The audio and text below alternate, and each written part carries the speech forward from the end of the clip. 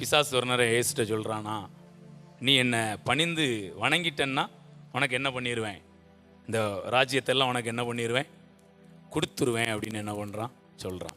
அவன் காலில் ஆண்டவர் என்ன பண்ணணுமா, விழுந்து வணங்கணுமா.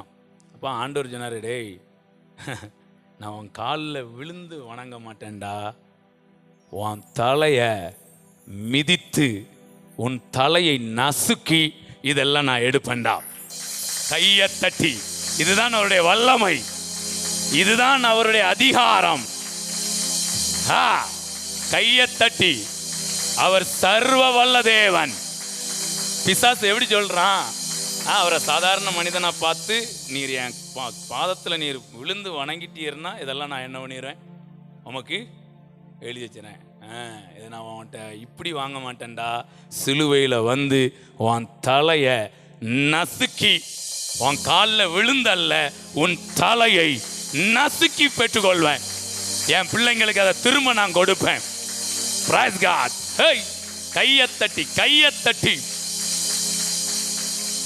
இது எப்படி தாவீது கோலியாத்தின் கழுத்தை அறுத்தாரோ அதே மாதிரி இயேசு சாத்தானின் தலையை நசுக்கினார்.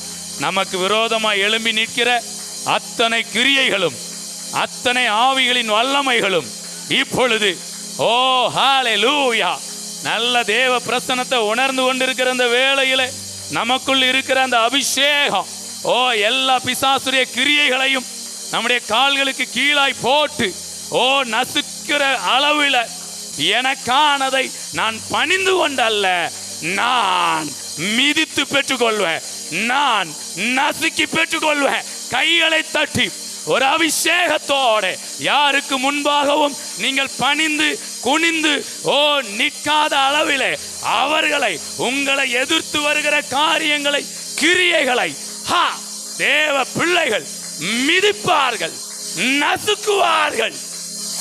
கைகளை தட்டி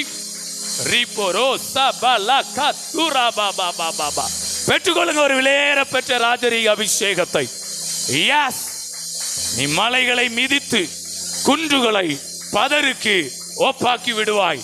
கையால் பெயர்க்கப்படாத ஒரு கல் புரண்டு வந்து அந்த ஓ தலை பொன்னால், ஓ மார்பகம் வெண்கலத்தால் வெள்ளியால், ஓ கால்கள் பாதங்கள் ஓ மண்ணினால் களிமண்ணினால் செய்யப்பட்டதிலே மோதி அந்த சிலை ஓ சிதறடிக்கப்படும்படிக்கு, அந்த சிலைக்கு இந்த பூமியிலே இடமிராதபடிக்கு இப்பொழுதும் கையால் பெயர்க்கப்படாத ஒரு கல் உருண்டு வருகிறது.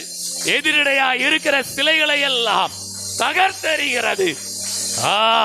அந்த கல்லோவென்றால் ஓ பூமியை நிரப்பி அது ஒரு பர்வதமாய் மாறிற்று.